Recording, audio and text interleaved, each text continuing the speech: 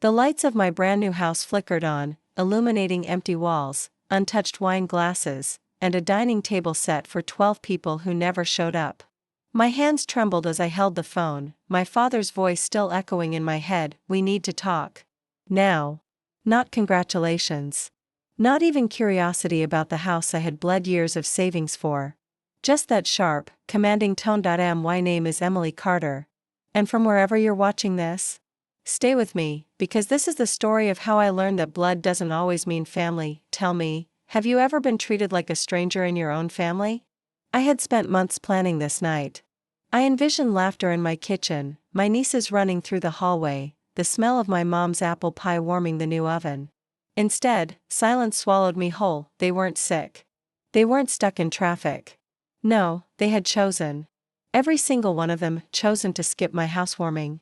To stand in a driveway and applaud as my sister pulled the tarp off her shiny new Lexus. I had built a home. She had bought a car. And they decided her asphalt parade was worth more than my dream. I poured myself a glass of untouched wine, my hand shaking. My chest burned with humiliation. And then my phone lit up again. Dad. I answered. "Emily," he said, his tone heavy. "We need to talk. Come home. Tonight." No explanation. No apology. Just an order. I stared around the empty house. My dream house. My hollow kingdom. And a quiet, venomous thought spread through me. Maybe it's time they finally see what happens when you make me feel invisible. The night wasn't over. It was just beginning. The drive back to my parents' house felt endless, headlights cutting through the cold night. My hands were still shaking around the wheel, not from fear, but from the kind of anger that makes your blood feel too hot for your veins. When I pulled into their driveway, it was like arriving at a carnival. My sister's new Lexus still gleamed under string lights, champagne bottles littered the lawn, and laughter spilled from the porch. They hadn't just ignored me, they were celebrating her, loudly, carelessly, as if I didn't exist at all. I stepped out of my car, heels crunching against the gravel. A few relatives glanced my way, startled, then looked down quickly, ashamed. Not ashamed enough to call me. Not ashamed enough to leave. Inside, the living room was glowing with chatter. My mom held up a glass of wine as if she were hosting a royal toast. My sister, Chloe, was in the center of it all, draped in a designer dress, holding keys like they were a crown. And then my dad saw me. "Emily." Kitchen. Now. The entire room froze. The music was still playing, but it felt muted under the weight of his voice. I followed him, past faces that wouldn't meet my eyes. Past Chloe's little smirk, the one she used when she thought she had won. The kitchen was dim, only the hum of the fridge filling the silence. Dad shut the door behind us. "What's this?" he asked, his voice tight. "You bought a house without telling us? Without asking?" I blinked, stunned. "Asking? Dad, I'm 31. I saved every dollar on my own." "That's not the point," he snapped. His jaw was tight, his eyes hard. "You blindsided us. Do you have any idea how this makes us look?" "Your sister, don't," I whispered, but he kept going. "Your sister included us in her purchase. She made it a family moment.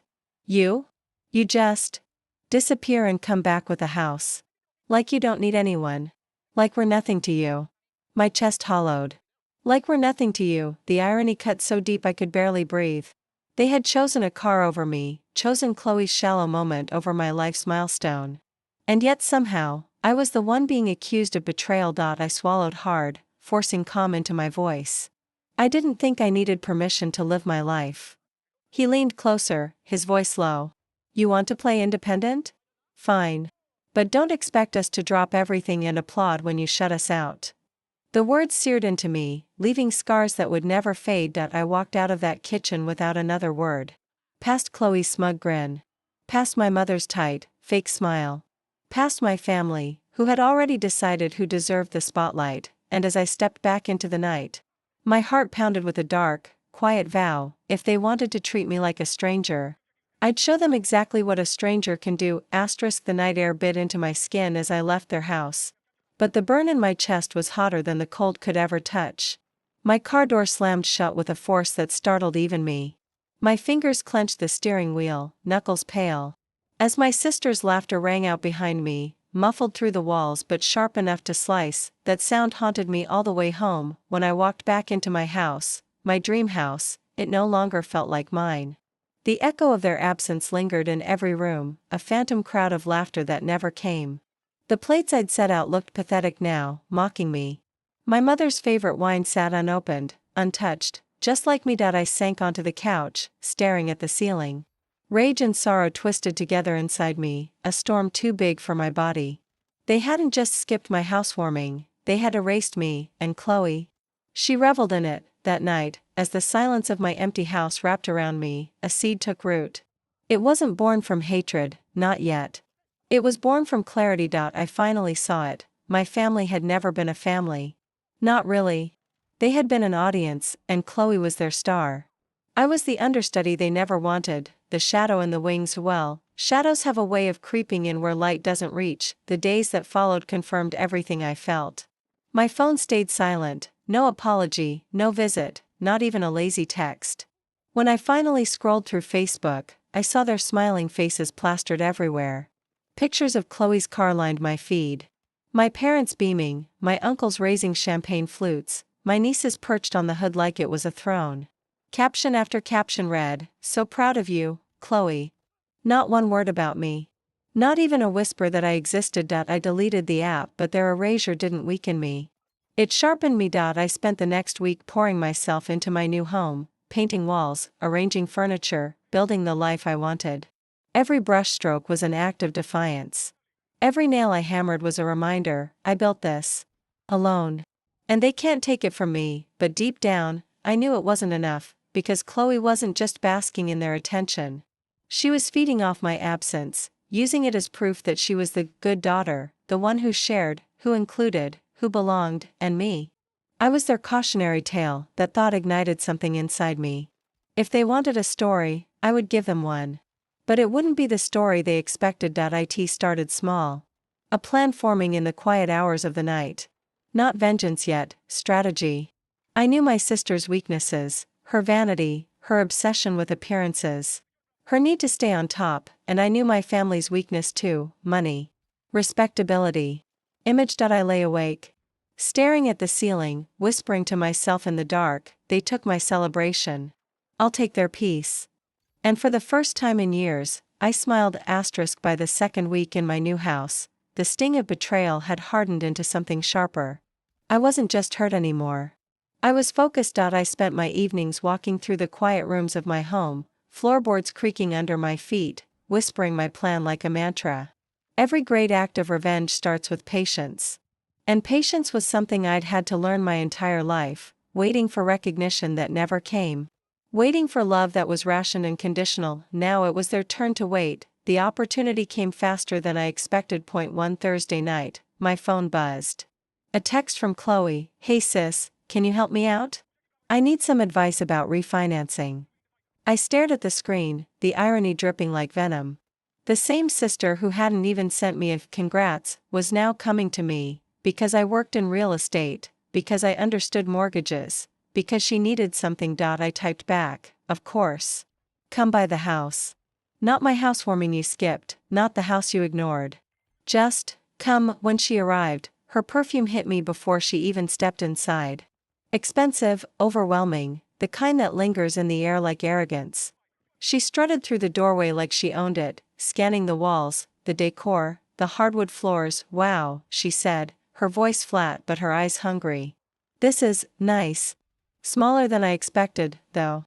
Her little jab slid off me like water. I smiled, leading her to the kitchen table where I had the documents ready. We spent an hour going through her options, me explaining every detail while she pretended to listen. I could see her phone lighting up with notifications from our parents' group chat, probably sharing more photos of her Lexus. Finally, she leaned back in her chair, tapping her nails against the wood. "You know, Dad was really upset about how you went about this. Buying a house without telling them first? It's kind of selfish. I mean, we're family." Her words were sweetly venomous, a dagger dipped in honey. I met her gaze, calm, steady. "Funny. I thought family shows up when it matters." For the first time that night, her smirk faltered. She left soon after, tossing a casual, "thanks" over her shoulder. But I could tell my words had lodged somewhere deep inside her. And that was the beginning. The first crack. Over the next few weeks, I fed those cracks. I dropped little comments, subtle reminders, seeds of doubt. I invited her over under the guise of helping her with finances. Each time pointing out how hard it is to maintain a luxury car. How expensive her insurance must be, how fragile her image really was, and Chloe, for all her vanity, couldn't resist listening. Meanwhile, I played the long game with my parents. I sent polite updates about my house, casual notes about projects I was working on, pictures of renovations. Each message carefully crafted to remind them of what they had ignored, not angry, not desperate. Just calmly present, because guilt works best when it sneaks in quietly. But the turning point came one night when I overheard Chloe on the phone. She thought she was whispering, but I heard every word from the hallway. "Yeah, Dad's still furious with her, but honestly? I think Emily's trying to compete with me. Buying a house like that? It's pathetic. She doesn't get that she'll never measure up." Those words scorched me. But instead of breaking me, they forged me, because now, it wasn't just about being invisible. It was about being underestimated, and underestimated people are the most dangerous of all. Revenge doesn't come in one dramatic strike. It comes in layers, slow, deliberate, like peeling back skin until the nerve is exposed, and Chloe's nerve was money. The Lexus wasn't just a car. It was her crown, her proof that she had won life. But what she didn't understand, what I knew, was that luxury crowns come with chains. The payments, the insurance, the upkeep. It was a noose disguised in leather seats, and I was going to tighten it. It started with a phone call. I accidentally mentioned to Dad that Chloe had asked me about refinancing. I let just enough hesitation slip into my voice, like I was reluctant to share but felt obligated. "She's struggling a little," I said softly. "I probably shouldn't even be telling you." That was all it took. My father hated weakness, and money troubles in his house were treated like shameful confessions. Within a week, I could feel the shift. His tone toward Chloe grew sharper, his patience thinner. Meanwhile, I played the perfect daughter. I invited Mom over for tea, showed her the garden I was planting, talked about building a life with stability and care. She sat in my kitchen, sipping from my mugs. Her eyes roaming my walls as if realizing for the first time, Emily built something solid. The contrast wasn't lost on her, but the real move came when Chloe asked me, again, for help. This time, she wanted advice about an investment. A business opportunity her boyfriend had pushed her toward. I knew it was a scam the second I saw it. But instead of warning her, I leaned back in my chair and said, "If you think it'll work, go for it. You've always had great instincts." Her ego did the rest. 2 months later, she lost nearly $15,000. The fallout was delicious, though I never let it show. I watched from a distance as Chloe scrambled, borrowing money from Mom, whispering heated arguments with Dad in the kitchen. Her boyfriend disappeared soon after, leaving her with nothing but debt and a car payment she could barely manage. And me? I stayed silent. Calm. Helpful, even. I sympathized when she complained, offered tea when she cried, nodded like I understood. All while my house grew warmer, fuller, more alive with every passing day. The balance was shifting. Slowly, but unmistakably. One night, after another argument with Dad, Chloe stormed into my house without knocking. Her makeup was smeared, her nails chipped from anxious biting. She slammed her purse on my counter and glared at me with bloodshot eyes. "This is your fault," she hissed out. I tilted my head. "How? You set me up? You told me that investment was good." I let the silence stretch, then whispered, "I only told you what you wanted to hear." Her breath caught. For the first time, she looked small. Vulnerable. Like the throne she had built under her had started to crack. She stormed out that night. But I didn't chase her. I didn't need to, because for the first time in my life, Chloe was no longer untouchable. She was bleeding, and I was just getting started. Families don't shatter with a single blow. They crumble, piece by piece, under the weight of truths no one wants to face, and I was the quiet hand nudging those pieces loose. It began with Sunday dinner. My parents insisted on keeping the ritual, even when tension ran like static through the house. I showed up that night with a bottle of wine and a calm smile, the perfect daughter walking into chaos. Chloe was already at the table, her eyes rimmed red, her tone sharp as glass. Dad was lecturing her about responsibility, Mom trying to soothe him while Chloe snapped back with venom. The air was thick, brittle, ready to crack. When Mom asked about my house, I spoke softly, humbly. The garden's coming along? I've been learning how to fix the plumbing myself. It's a lot of work, but worth it.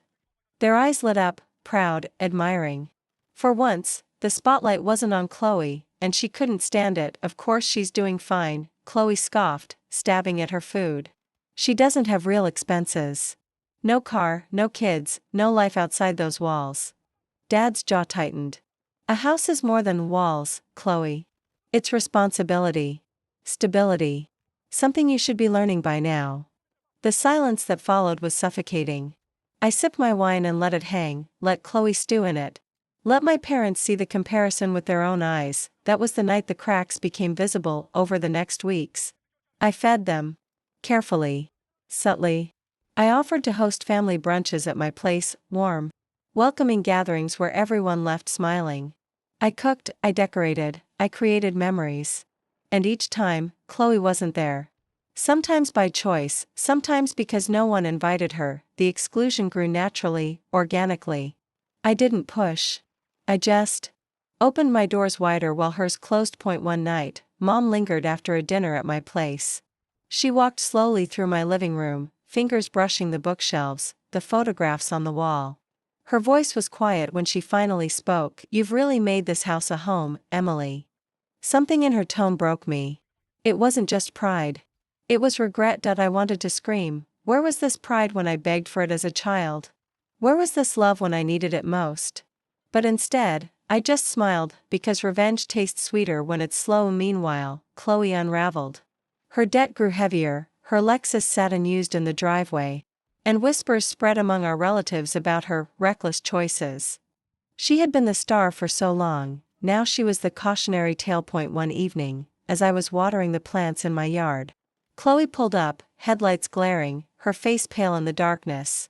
She didn't get out of the car. She just sat there, staring at me. When I finally walked closer, she rolled down the window. Her voice cracked as she said, "What do you want from me, Emily? Why are you doing this?" I leaned down, my face level with hers. My voice was steady, quiet. "I'm not doing anything, Chloe.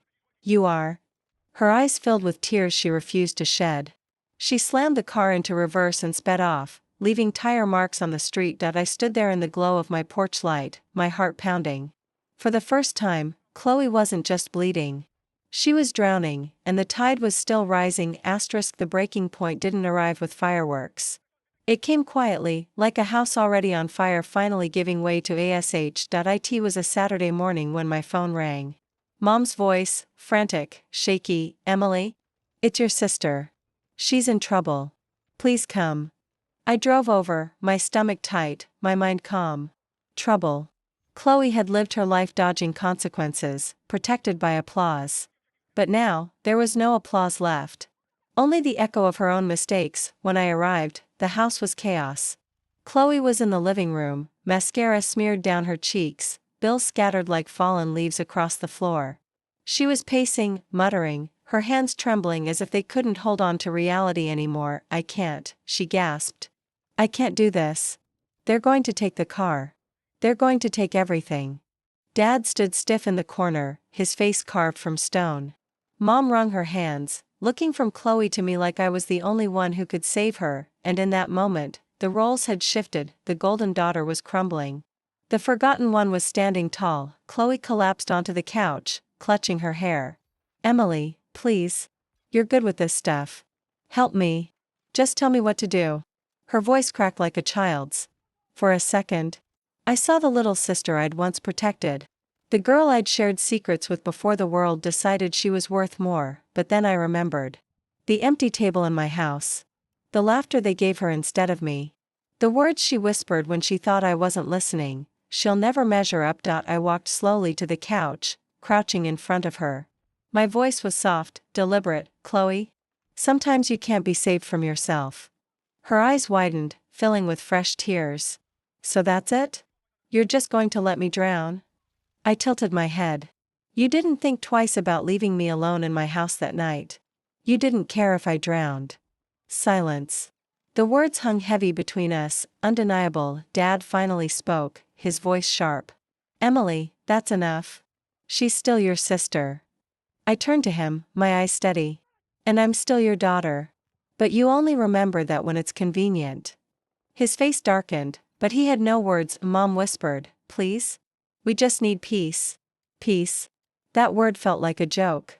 There had never been peace in this family, only performance. I stood, smoothing my hands over my jeans. You wanted me invisible. You wanted her perfect. Now you have neither. Chloe sobbed harder, folding into herself on the couch. The sound was raw, ugly, stripped of all the pride she once wore like armor. And me? I walked out the door without looking back, because the truth is, revenge isn't about screaming victories.